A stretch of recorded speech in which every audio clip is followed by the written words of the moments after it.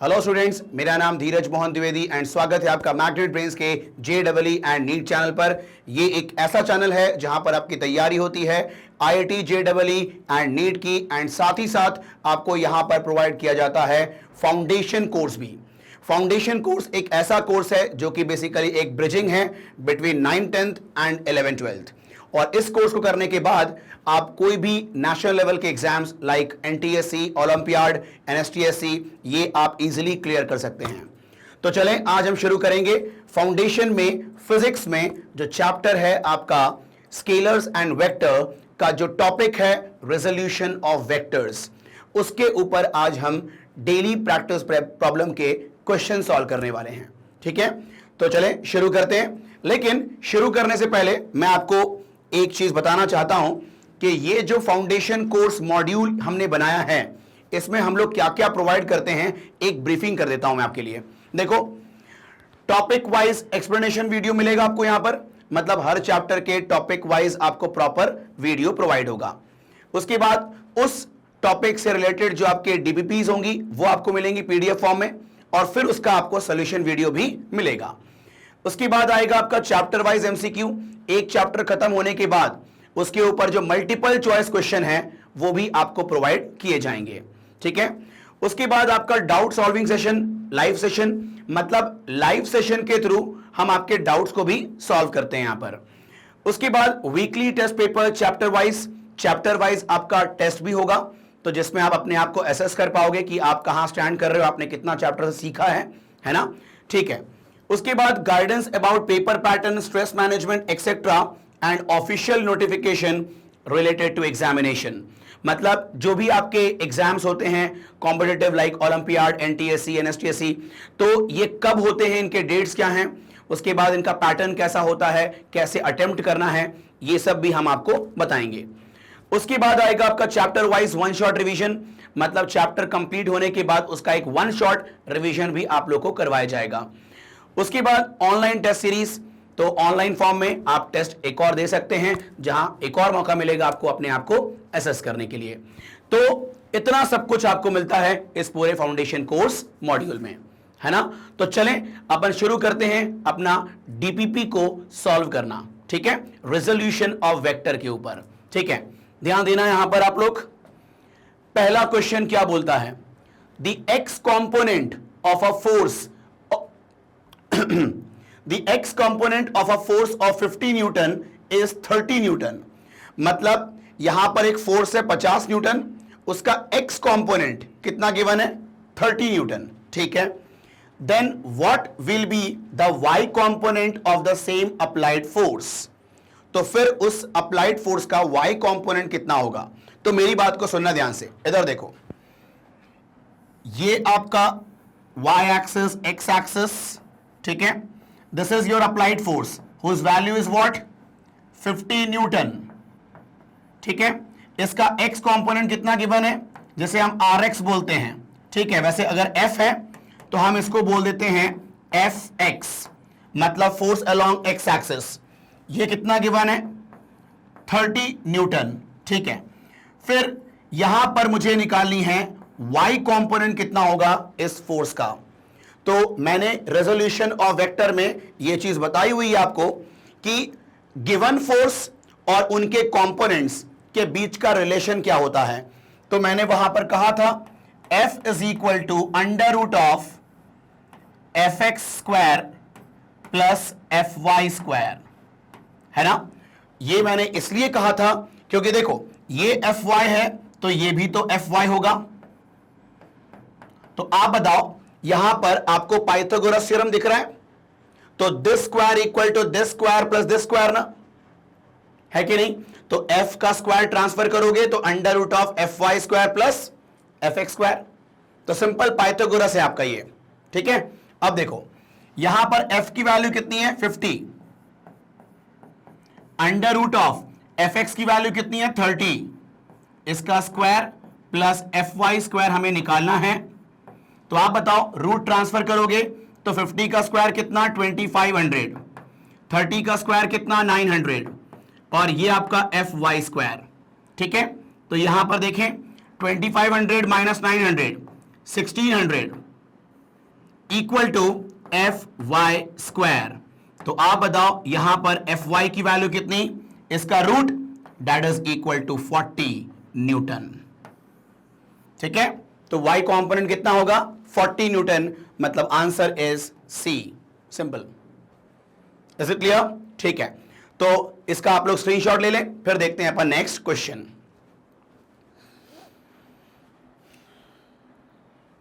चले अब देखते हैं अपन यहां पर नेक्स्ट क्वेश्चन क्या बोलता है। ये क्वेश्चन नंबर 2 में क्या बोल रहे हैं, a child pull a rope attached to a stone with a force of 60 newton. ठीक है, एक बच्चा है वो स्टोन को पुल कर रहा है, ठीक है, रोप की मदद से, ठीक है, with a force of 60 newton, 60 newton का फोर्स लगा रहा है वो, ठीक है, रोप के long. Okay, the rope makes an angle of 60 degree to the ground, और उस रस्सी ने कितना एंगल बनाया है ग्राउंड के साथ 60 डिग्री। ठीक है, what is the effective force along the horizontal direction, तो कितना फोर्स होगा हॉरिजॉन्टल डायरेक्शन के अलोंग।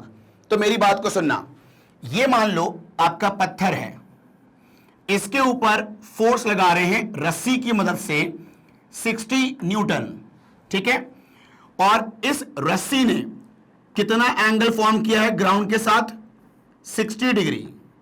ठीक है, तो वो क्या पूछ रहा है, what is the effective force along the horizontal direction. तो हॉरिजॉन्टल डायरेक्शन में कितना फोर्स होगा, मतलब इसका एक्स कंपोनेंट पूछ रहा है ना वो। तो मान लेते हैं कि हॉरिजॉन्टल के अलोंग एफ एक्स वैल्यू है फोर्स की। तो आप बताओ, मैंने ये बताया था कि जिसके साथ एंगल दिया होता है, जिस एक्सिस के साथ एंगल दिया होता है, उस एक्सिस का कंपोनेंट इस वाले फोर्स में कॉस ऑफ इनटू करने में मिलता है ना। मैंने क्या बोला कि अगर आपको इस एक्स के अलोंग कंपोनेंट चाहिए और उसी के साथ एंगल दिया हुआ है, तो इसमें आप cos of this angle multiply कर दो, काम हो जाएगा। तो ये वाला कॉस कंपोनेंट होगा, मतलब ये होगा आपका 60 इंटू कॉस 60। तो ये कितना हो गया आपका 60 इंटू कॉस 60 की वैल्यू 1/2, तो आंसर इज 30 न्यूटन। तो आंसर कौन सा होगा, D is the right answer. Is it clear? Simple कहानी। तो जिसके साथ एंगल होता है वो कॉस का इंटू करने पे मिलता है ना। और वहीं अगर वो बोलता कि वर्टिकल कंपोनेंट क्या होगा, तो वो इसमें साइन ऑफ 60 इंटू करने पे मिलता। ठीक है ना। तो x कंपोनेंट y कंपोनेंट मैंने बताया था कि x कंपोनेंट होगा cos कंपोनेंट अगर उसके साथ एंगल होगा, या इन शॉर्ट ऐसा बोले जिनके साथ एंगल होता है वो cos इंटू करने में मिलता है, जिनके साथ एंगल नहीं होता वो साइन इंटू करने में मिलता है। क्लियर? ठीक है, तो इसका स्क्रीनशॉट ले लें, फिर देखते हैं थर्ड क्वेश्चन। चलो अब देखते हैं यहां पर थर्ड क्वेश्चन क्या बोलता है। देखो, a force is inclined at 60 degree to the horizontal, ठीक है, if the rectangular component is horizontal direction is 50 Newton. इस बार x के along अपना component पहले से given है, that is 50 Newton. find the magnitude of force and its vertical component respectively। तो मुझे यहां पर फोर्स, जो एक्चुअल फोर्स है उसकी वैल्यू बतानी है, और जो वर्टिकल कंपोनेंट होगा उसकी भी वैल्यू बतानी है। ठीक है, आओ देखो यहां पर ध्यान से, ये देखो, ये आपका y एक्सिस, ये आपका x एक्सिस, ये आपका है फोर्स जिसने कितना एंगल बनाया है ग्राउंड के साथ, मतलब हॉरिजॉन्टल के साथ 60 डिग्री। ठीक है, अब वो बोल रहा है rectangular component in horizontal direction is this. तो हॉरिजॉन्टल के लॉन्ग कंपोनेंट पहले से गिवन है 50 न्यूटन। तो हमें बतानी है ये वाला फोर्स की वैल्यू कितनी होगी और y के अलोंग कंपोनेंट कितना होगा। वर्टिकल कंपोनेंट भी हमसे मांग रहा है वो। ठीक, अब देखो ध्यान से, जिसके साथ एंगल होता है वो कॉस कंपोनेंट होता है ना, मतलब ये जो 50 है दिस इज एक्चुअली fx। ठीक है, तो आप बताओ जो fx होगा वो इस f में cos 60 इंटू करने में मिला होगा ना। तो ये बताओ f इंटू कॉस 60 ना, कोई दिक्कत?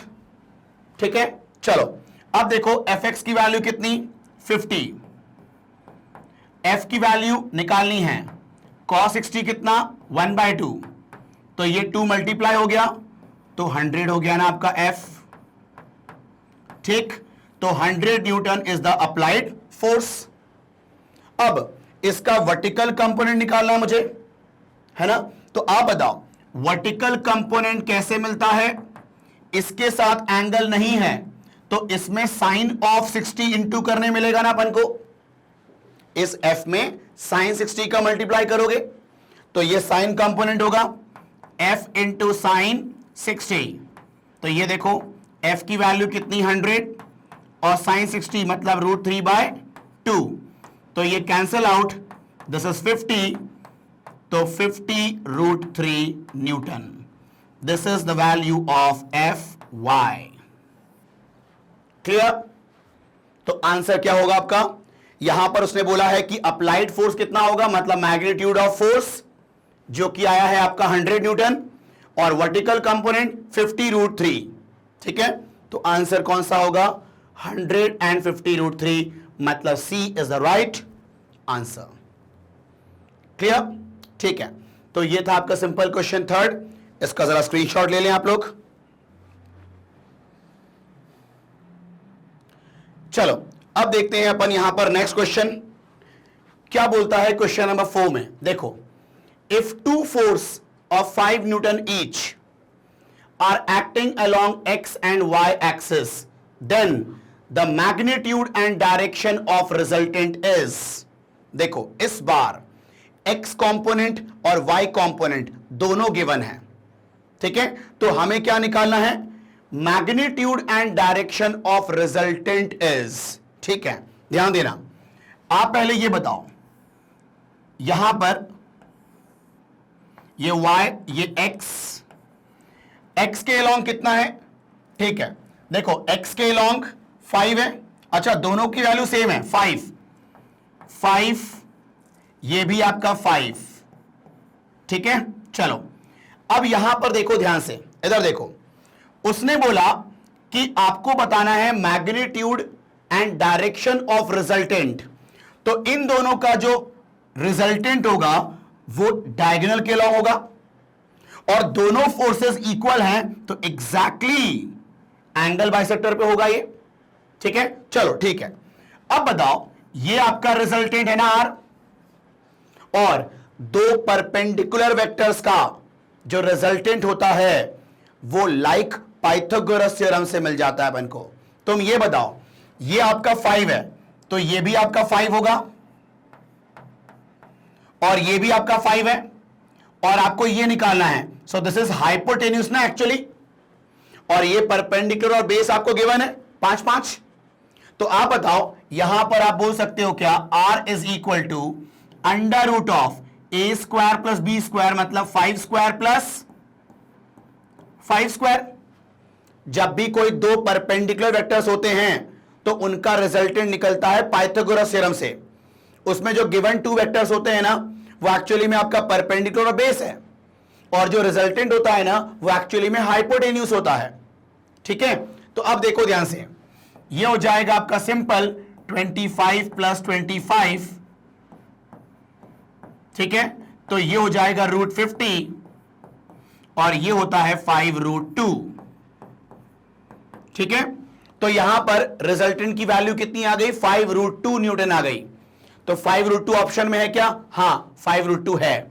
ठीक है, अब डायरेक्शन भी देखना है अपने को। सुनो, एक काम करो, ये मान लो डायरेक्शन का मतलब होता है एंगल बताना। भाई तुम किसी का डायरेक्शन कैसे बताते हो?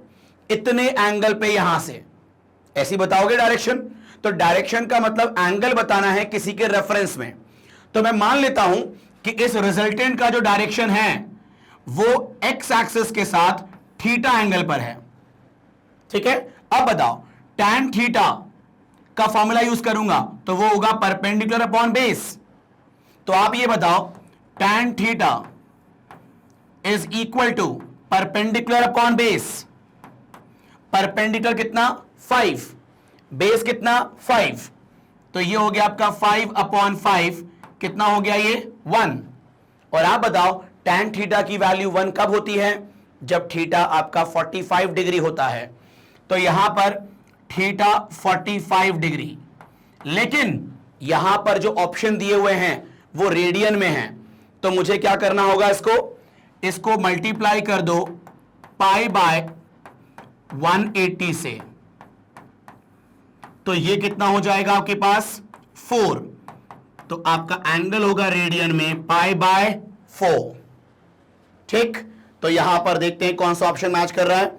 मैग्नीट्यूड 5√2 और डायरेक्शन π/4, मतलब B is the right answer. Is it clear? ठीक है, चलो ये हो गया आपका सिंपल सा क्वेश्चन नंबर 4। तो जरा इसका स्क्रीनशॉट लें, फिर देखते हैं अपन नेक्स्ट क्वेश्चन। चलो अब देखते हैं अपन यहां पर नेक्स्ट क्वेश्चन क्या कहता है वो देखो। हाँ, the x and y components of a force F acting at 30 degree to x axis are respectively, देखो x and y components of a force F acting at 30 degree to x axis are respectively, मतलब इस force का x और y component बताना है अपन को। बड़ा simple question है, देखो ध्यान से आप लोग यहां पर, ये आपका है x एक्सेस, ये आपका y axis, this is your F, और उस फोर्स ने 30 डिग्री का एंगल बनाया है x एक्सेस के साथ। तो ऑब्वियस ही बात है, इसका x कंपोनेंट जो होगा वो इसमें cos ऑफ 30 इंटू करने मिलेगा, है ना, जिसके साथ एंगल होता है वो cos कंपोनेंट होता है। और इसका y कंपोनेंट कैसे मिलेगा? इसमें साइन का इंटू करके मिलेगा। ठीक, तो यहां पर देखें Fx इज इक्वल टू, इस वाले फोर्स में साइन cos 30 का इंटू करो, तो F इंटू cos 30, तो ये कितना हो जाएगा √3/2, तो √3F/2, ये हो जाएगा x कंपोनेंट। ठीक है, y कंपोनेंट कैसे मिलेगा? इसमें साइन 30 का इंटू करना होगा।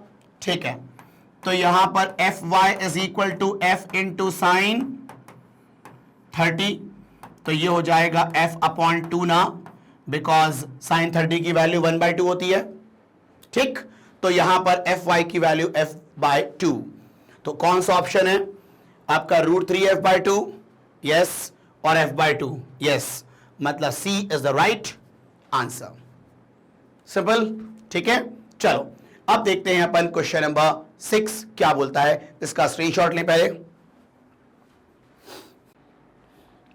चलें अब देखते हैं अपन यहां पर नेक्स्ट क्वेश्चन क्या कहता है। क्वेश्चन नंबर 6 में, an aeroplane takes off at an angle of 30 degree to the horizontal. Aeroplane ने टेक ऑफ लिया 30 डिग्री एंगल पर। ठीक है, अब देखो, if the component of its velocity along the horizontal is 250 kilometre per hour, तो उस टेक ऑफ वेलोसिटी का हॉरिजॉन्टल कंपोनेंट कितना गिवन है? 250 kilometre per hour. What is the actual velocity? तो बताओ उस प्लेन की टेक ऑफ वेलोसिटी कितनी होगी? ठीक है, तो ये देखो ध्यान से, तुम ये बताओ, ये आपका टेक ऑफ वेलोसिटी का डायरेक्शन है, मान लो उसकी वैल्यू v है, उसने कितना एंगल फॉर्म किया है? 30 डिग्री फ्रॉम हॉरिजॉन्टल। ठीक है, ओके, तो इसका जो x कंपोनेंट है, मतलब अलोंग हॉरिजॉन्टल जो वेलोसिटी है वो 250 किलोमीटर पर आवर है ना। ठीक है, ये एक्चुअली में आपका vx है ना, x कंपोनेंट है। ठीक है, तो अब बताओ यहां पर देख के क्या मैं बोल सकता हूं, vx जो होता है वो v में cos 30 इंटू करने में मिलता है ना, क्योंकि जिसके साथ एंगल होता है वो cos कंपोनेंट होता है। तो vx equal to what? v into cos 30।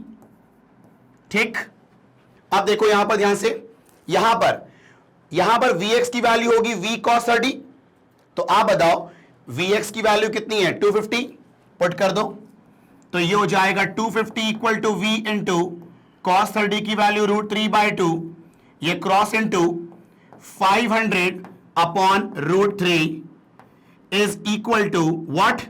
v। तो ये हो जाएगा इतना किलोमीटर पर आवर। तो देखते हैं ऑप्शन में 500/√3। अच्छा, सब डेसिमल में है तो मुझे पूरा सॉल्व करना पड़ेगा। आओ करते हैं। देखो यहां पर ध्यान से, इसको जरा रैशनलाइज कर दो। तो यहां पर √3 का इंटू डिवाइड कर दो, तो 500√3 इंटू √3 अपॉन √3। तो आप बताओ, देखिए यहां पर ये हो जाएगा 500√3 और √3 into √3 3 equal to what? v, है ना। अब देखो यहां पर मैं √3 की वैल्यू पुट कर रहा हूं यहां पर, क्योंकि मुझे डेसिमल में आंसर चाहिए। ठीक है, तो अब देखो यहां पर ध्यान से, इधर देखो, 500 इंटू √3 की वैल्यू होती है 1.732 अपॉन 3 इक्वल टू v। तो अब 5 का इंटू करेंगे, तो इंटू करो, 5 2 10 0 1, फिर 15 6 1, फिर 35 36 6 3 5 8। ठीक है, और डेसिमल आएगा आपका पॉइंट के आगे यहां पर, और इंटू में अभी 100 चल रहा है, अपॉन में कितना? 3 इक्वल टू v। तो अब बताओ 100 मल्टीप्लाई करोगे तो 866.0 ना। ठीक, तो ये बताओ कितना हो जाएगा आपका आंसर। यहां कर रहा हूं मैं, v is equal to 866 upon 3। तो यहां पर इसको कैंसिल करोगे, 3 2 जा, फिर 6 2 6 मतलब आपका 8, 24 और आपका 2 6 अगेन 8, फिर आपका यहां पर आएगा 2 0 मतलब 6। तो 288.6666 किलोमीटर पर आवर। तो कौन सा ऑप्शन है? Yes, A is the right option. 288.6666, तो को हम 288.67 ले सकते हैं। ठीक है, चलो, तो A is the right option. Clear? Okay, तो इसका स्क्रीनशॉट लें, फिर देखते हैं नेक्स्ट क्वेश्चन। चलो, अब देखते हैं यहां पर अपन नेक्स्ट क्वेश्चन क्या कहता है वो। देखो क्वेश्चन नंबर 7 में, one of the rectangular components of velocity of 80 kilometre per our is 40 kilometre per our. मतलब जो यहां पर वेलोसिटी है 80 किलोमीटर पर आवर, उसका एक कंपोनेंट है 40 किलोमीटर पर आवर। तो बताओ उसका दूसरा कंपोनेंट क्या होगा। तो मान लेते हैं कि ये अपना x कंपोनेंट है, तो हमें y कंपोनेंट निकालना है। तो आप बताओ, अगर मैं बात करूं कि ये आपका y axis x axis, this is vy, this is vx। ठीक, तो अब देखो ध्यान से, ये आपका है v, है ना। अब ध्यान देना, ये बताओ इन तीनों में रिलेशन पाइथागोरस वाला होता है ना। तो v equal to under root of what? vx square plus vy square. ठीक, अब बताओ v की वैल्यू कितनी है? 80। भाई 80 एक्चुअल वेलोसिटी है, उसका एक कंपोनेंट दिया हुआ है, एक और कंपोनेंट निकालना है अपन को। ठीक है, तो v कितना? 80 equal to under root of vx कितना? 40 और vy अपन को निकालना है। ठीक है, अब देखो यहां पर रूट ट्रांसफर हो गया स्क्वायर, तो 80 का स्क्वायर कितना हो गया? 6400 इक्वल टू 40 का स्क्वायर कितना? 1600 प्लस vy स्क्वायर। ठीक, अब बताओ देख के यहां पर 6400 माइनस 1600, ये हो जाएगा आपका कितना? 4800। ठीक, okay, equal to what? vy square. तो अब बताओ इसका रूट करेंगे, तो रूट 4800 इक्वल टू vy। तो इसका रूट करोगे तो एक तो हो गया 100, तो ये हो गया 10 रूट 48, ये तो इजीली हो गया। उसके बाद 48 का रूट करोगे तो आएगा कितना आपके पास? 4, और 4 से यहां पर करेंगे तो आएगा 12, 4 3, तो ये आएगा 4 रूट 3 एक और, मतलब 40 रूट 3 इक्वल टू vy। तो 40 root 3 kilometre per hour speed होगी एक और कंपोनेंट की। ठीक है, लेकिन आपका आंसर यहां पर डेसिमल में है, तो मुझे रूट 3 की वैल्यू पुट करनी होगी। ठीक है, तो आओ पुट करते हैं। vy की वैल्यू कितनी? 40 रूट 3, तो रूट 3 की वैल्यू होती है 1.732। ठीक है, एक काम करें, पहले इसका 10 गिफ्ट कर दें इसको, तो 17.32। अब देखो यहां पर 4 2 ज़ा 8, फिर 2 1 और 28 29 2 और ये हो गया 69.28 किलोमीटर पर आवर। तो कौन सा ऑप्शन होगा? Yes, D is the right option. ठीक, ये हो गया आपका सिंपल क्वेश्चन, क्वेश्चन नंबर 7, है ना। तो इसका स्क्रीनशॉट लें, फिर देखते हैं अपन नेक्स्ट क्वेश्चन क्या कहता है वो। देखो, चलो अब देखते हैं अपन नेक्स्ट क्वेश्चन क्या बोल रहा है वो। देखो ध्यान से, क्वेश्चन नंबर 8 में 3 kids A, B and C are pulling a rope as shown in figure। ठीक है, यहां पर जो बच्चा है, 3 बच्चे हैं और वो 3 बच्चे जो हैं रस्सी से एक ऑब्जेक्ट को पुल कर रहे हैं इन 3 डायरेक्शन में। ठीक है, तो कोई यहां पर क्या बोल रहा है? 3 kids A, B and C are pulling a rope as shown in figure। ठीक है, तो 3 बच्चे जो हैं वो रस्सी से किसी ऑब्जेक्ट को इस डायरेक्शन में खींच रहे हैं। ठीक है, now what are the magnitude of force with which B and C must pull in order to keep this system in equilibrium। तो वो ये बोल रहा है कि जो किड A है और जो किड B है, नहीं, किड B और किड C जो है, B और C कितने फोर्स से खींचें ताकि ये पूरा सिस्टम इक्विलिब्रियम में रहे। मतलब ये जो ऑब्जेक्ट होगा वो वहां से ना हिले, ये इक्विलिब्रियम में रहे। तो उसके लिए बी और सी को कितने फोर्स से खींचना होगा। इसका मतलब यहां पर तीनों फोर्सेस का जो नेट फोर्स होगा वो 0 होना चाहिए ना, है कि नहीं? ठीक है, चलो काम करते हैं अपन। यहां पर ऑप्शंस दिए हुए हैं। ठीक है, देखो एक बात बताओ, हमें यहां पर पूरे सिस्टम को इक्विलिब्रियम में रखना है। ठीक है, तो पूरे सिस्टम को इक्विलिब्रियम में रखना है, मतलब नेट फोर्स कितना होना चाहिए? 0। ठीक है, और नेट फोर्स 0 के लिए उस नेट फोर्स का टोटल x कंपोनेंट भी 0 होना चाहिए और टोटल y कंपोनेंट भी 0 होना चाहिए। ठीक है, अभी एक काम करते हैं, मान लेता हूं मैं कि जो B है वो x न्यूटन का फोर्स लगा रहा होगा और जो C है वो y न्यूटन का फोर्स लगा रहा होगा। ठीक है, क्लियर? अब देखो ध्यान से, ये जो आपका जो किड A है उसका तो फोर्स गिवन है 20 न्यूटन। इसका जरा रेजोल्यूशन करते हैं। तो रेजोल्यूशन किया हमने, तो आप बताओ ये वाले फोर्स का रेजोल्यूशन वर्टिकल के लॉन्ग कितना होगा? तो क्या ये होगा 20 इंटू साइन 30, क्योंकि जिसके साथ एंगल नहीं होता है वो साइन कंपोनेंट होता है ना। ठीक है, और ये वाला जो होगा कंपोनेंट इस वाले फोर्स का एक्स कंपोनेंट, तो ये कितना होगा 20 इंटू कॉस 30 होगा कि नहीं होगा? ठीक है, अब देखो, अब इसको भूल जाओ आप, हमने इसको रिजॉल्व कर दिया। ठीक है, अब ध्यान देना, मैंने कहा कि पूरा सिस्टम इक्विलिब्रियम में है, मतलब ये जो ऑब्जेक्ट है जिसको पुल कर रहे हैं ये 3 लोग वो इक्विलिब्रियम में है। इसका मतलब वर्टिकल वाला, वर्टिकल अपवर्ड फोर्स और वर्टिकल डाउनवर्ड फोर्स दोनों बराबर होंगे। सिमिलरली आपका राइट वाला फोर्स और लेफ्ट वाला फोर्स भी आपस में बराबर होगा, है ना। तुम ये बताओ, नेट फोर्स ओवरऑल फोर्स 0 है, तो जो टोटल एक्स वाला फोर्स होगा वो भी 0 होगा और टोटल वाई वाला फोर्स वो भी 0 होना चाहिए। और तुम बताओ टोटल एक्स वाला फोर्स 0 कब होगा? जब राइट वाला फोर्स लेफ्ट वाले फोर्स के बराबर होगा और जब अपवर्ड फोर्स डाउनवर्ड फोर्स के बराबर होगा, है ना। तो मेरी बात को सुनना ध्यान से। यहां पर हम कहते हैं कि सिंस आपका यहां पर सिस्टम इक्विलिब्रियम में है, since system is in equilibrium, is in equilibrium.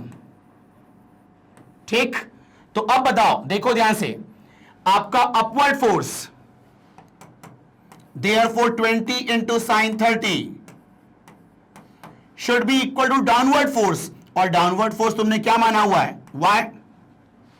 ठीक, तो अब बताओ 20 इंटू साइन 30 मतलब 20 इंटू 1/2, तो ये बताओ कितना हो गया 10, मतलब जो किड C है उसको 10 न्यूटन का फोर्स लगाना होगा, है कि नहीं? ठीक है, तब आपका अपवर्ड और डाउनवर्ड बैलेंस रहेगा।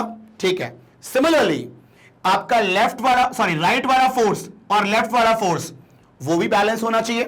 ठीक है, तो आप बताओ this x should be equal to 20 cos 30, तो ये बताओ कितना हो जाएगा 20 इंटू कॉस 30 की वैल्यू √3/2, ये कैंसिल 10, तो आप बताओ जो किड आपका B है उसको 10 √3 न्यूटन का फोर्स लगाना होगा ना। ठीक है, तो जो किड B है उसको 10 √3 लगाना है और जो किड C है उसको 10 लगाना है, मतलब 10 √3, 10 कौन सा ऑप्शन है? ये रहा, C is the right option. Simple. ठीक है, तो ये था आपका सिंपल क्वेश्चन नंबर 8। तो अब इसका स्क्रीनशॉट लें, फिर देखते हैं अपन नेक्स्ट क्वेश्चन। चलें अब देखते हैं अपन यहां पर 9th क्वेश्चन क्या कहता है वो देखो, if the resultant of following forces is 0 find the value of F0। ठीक है, यहां पर बोल रहा है कि ओवरऑल फोर्स जो है वो 0 है, तो आप बताओ F0 की वैल्यू कितनी होगी। तो फिर से यहां पर सेम कहानी कि अगर आपका ओवरऑल फोर्स 0 है तो total right force equal to total left force, total upward force equal to total downward force, हर तरीके से बैलेंस्ड होगा ना वो। ठीक है, तो अब मेरी बात को सुनना ध्यान से। यहां पर देखो, यहां पर ये वाला फोर्स तो बैलेंस होगा, सॉरी ये वाला फोर्स तो रिजॉल्व होगा। इसका कंपोनेंट देखते हैं, तो ये होगा क्या F0 cos 30, है ना? ठीक है, अब देखो इसका y कंपोनेंट देखते हैं, तो ये क्या हो जाएगा F0 sin 30, बोलो हाँ है ना? ठीक है, तो हमने इसको रिजॉल्व कर दिया, इसका काम खत्म। ठीक, चलो अब ये जो आपका 3 है ये रिजॉल्व नहीं होगा, ये जो आपका 2 √3 है ये रिजॉल्व नहीं होगा, और ये जो आपका 2 है वो रिजॉल्व नहीं होगा, क्योंकि जो फोर्सेस एक्चुअली में x के लॉन्ग होते हैं या एक्चुअली में y के लॉन्ग होते हैं उनका कोई दूसरा कंपोनेंट नहीं होता। ठीक है, जो ऐसे एक्यूट एंगल पे रहते हैं ना उन्हीं का ही कंपोनेंट होता है सिर्फ। ठीक है, चलो अब ध्यान देना, ऐसा बोलेंगे since net force equal to 0 therefore total x component का जो नेट फोर्स होगा वो भी 0 होगा, और टोटल x के अलोंग अगर नेट फोर्स 0 है इसका मतलब total right force equal to total left force. तो आप बताओ राइट में सिर्फ एक ही फोर्स है F0 cos 30, ठीक है, और लेफ्ट में कौन सा फोर्स है 2 √3, तो यहां पर देखो F0 cos 30 की वैल्यू √3/2 और ये आपका 2 √3, तो यहां पर √3 कैंसिल, F0 की वैल्यू 2 × 2 4 न्यूटन आ गई है। Is it clear? ठीक है, तो यहां पर F0 की वैल्यू 4 न्यूटन आ गई। Is it clear? मतलब यहां पर सिर्फ x कंपोनेंट को बैलेंस करने से ही आंसर आ गया है, तो y कंपोनेंट को करने की जरूरत नहीं है। लेकिन अगर तुम y कंपोनेंट भी करोगे तो you will get the same answer आना चाहिए। ठीक है, तो ध्यान दें आप लोग, यहां पर देखो आंसर आ चुका है, बस अपन इसको भी करके देखते हैं। ठीक है, चलो ध्यान देना आप लोग, यहां पर ये देखो, अगर मैं कहूं आपसे टोटल y कंपोनेंट तो कितना होगा, इन दोनों को ऐड करोगे ना आप। ठीक है, तो यहां पर F0 sin 30 और ये आपका +2, ये दोनों ऐड होंगे। ठीक, तो यहां पर इक्वल टू आपका डाउनवर्ड फोर्स कितना होगा 3। ठीक, अब देखो यहां पर F0 sin 30 मतलब इसको 1/2 करोगे आप। ठीक है, +3, अच्छा प्लस रहने दो, 3 - 2 कितना 1। तो अब बताओ F0 की वैल्यू कितनी आ रही है 2 न्यूटन, जबकि यहां पर F0 4 न्यूटन आ चुका है। ये सेम आना चाहिए, मतलब कुछ गड़बड़ी है इस क्वेश्चन में, ठीक है। तो यहां पर आप लोग एक काम करें, एक करेक्शन करेंगे आप लोग, यहां पर इस 3 को जरा आप लोग 4 कर लें, है ना, यहां पर मिस्टेक है, यहां पर आप लोग 4 न्यूटन कर लें, तो अब आपका आंसर मैच करेगा, ठीक है। तो यहां पर आप देखो, इसको आप लोग कर लें 4, ठीक है। तो अब यहां पर कितना हो जाएगा, देखो, हां, तो यहां पर देखिए आप लोग, यहां से 4 - 2 ये 2, अब यहां पर क्रॉस इनटू करोगे तो आंसर आएगा 4 न्यूटन, ठीक है। तो मेरी बात को सुनना, चाहे आप यहां पर दोनों के x कंपोनेंट को बैलेंस कराओ या y को बैलेंस कराओ, you will get the same answer. यहां पर सेम नहीं आ रहा था, मतलब कुछ यहां पर गड़बड़ है, ठीक है। तो यहां पर मैंने करेक्शन कराया कि 3 को आप क्या कर लें, 4 कर लें। Is it clear? ठीक है, चलो। तो ये था आपका सिंपल कहानी क्वेश्चन नंबर 9 की। अब हम बात करते हैं क्वेश्चन नंबर यहां पर 10। तो पहले इसका आप लोग स्क्रीनशॉट ले लें, फिर बात करते हैं।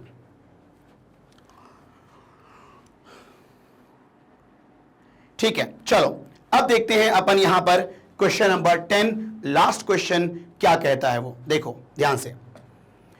क्वेश्चन नंबर 10 में find the resultant of 3 vectors shown in figure, है ना।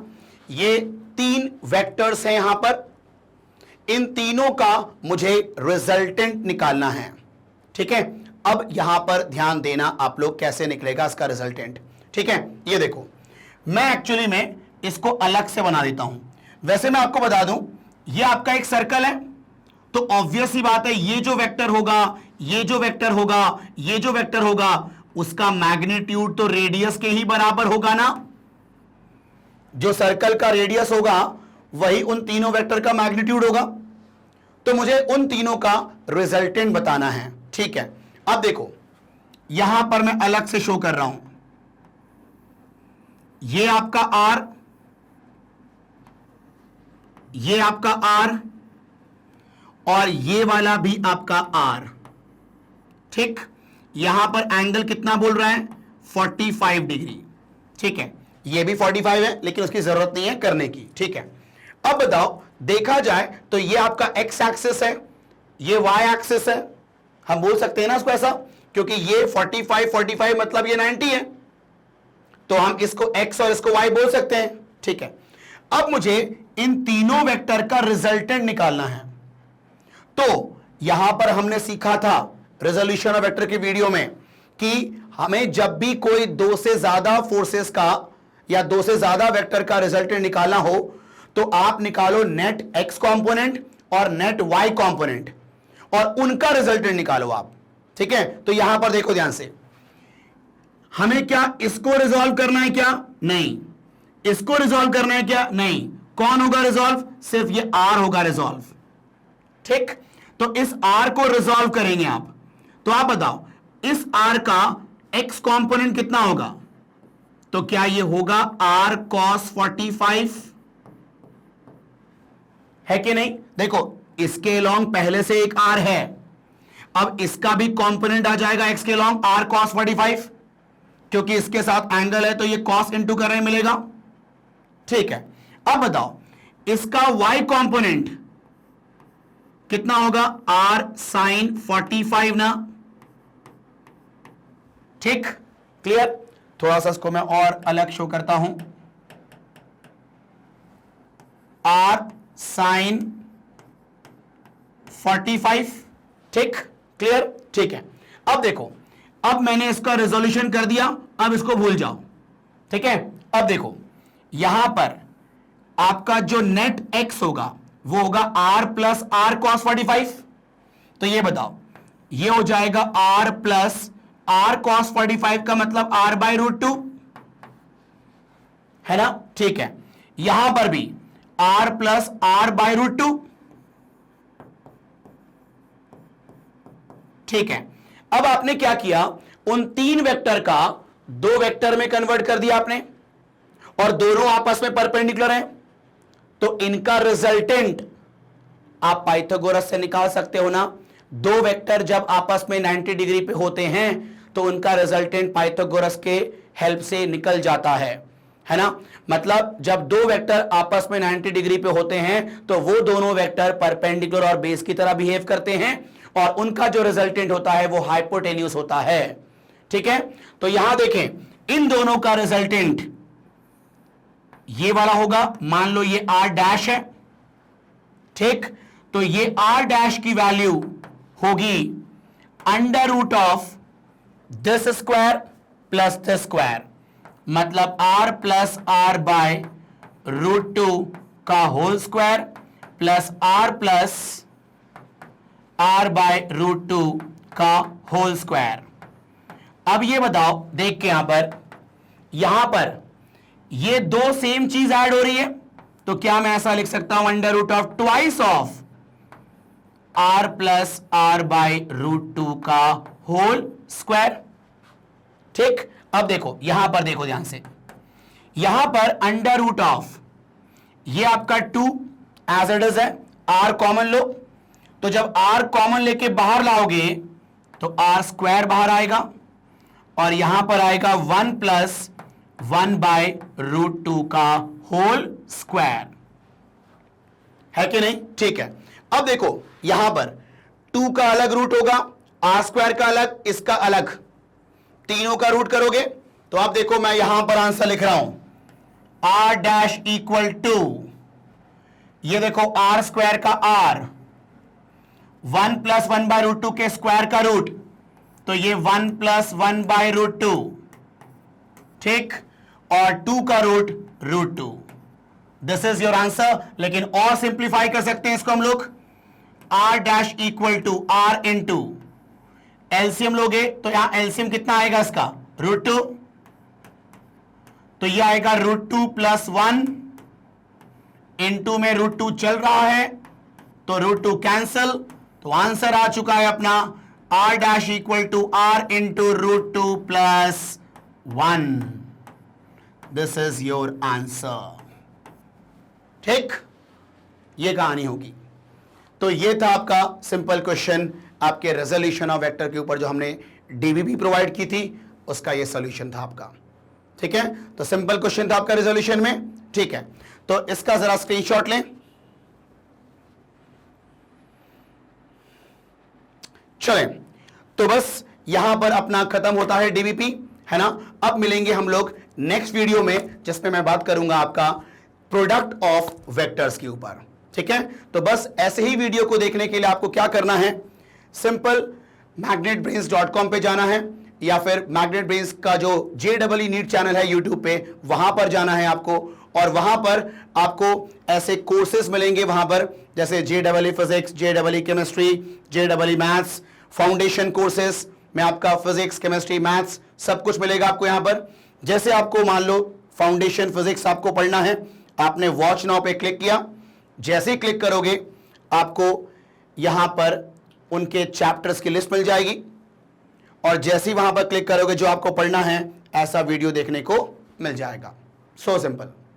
और बस अंत में यही कहेंगे कि अगर आपको ये वीडियो पसंद आया हो और अगर आपको इस वीडियो से कोई नॉलेज मिला हो तो आप इसको लाइक जरूर करें, एंड अगर आप चैनल में नए हो तो इसको सब्सक्राइब जरूर करें ताकि कोई भी अपकमिंग वीडियो हो वो आपसे मिस ना हो, और अपने दोस्तों के साथ इसको शेयर भी जरूर करें ताकि उनको भी इसका बेनिफिट मिल पाए।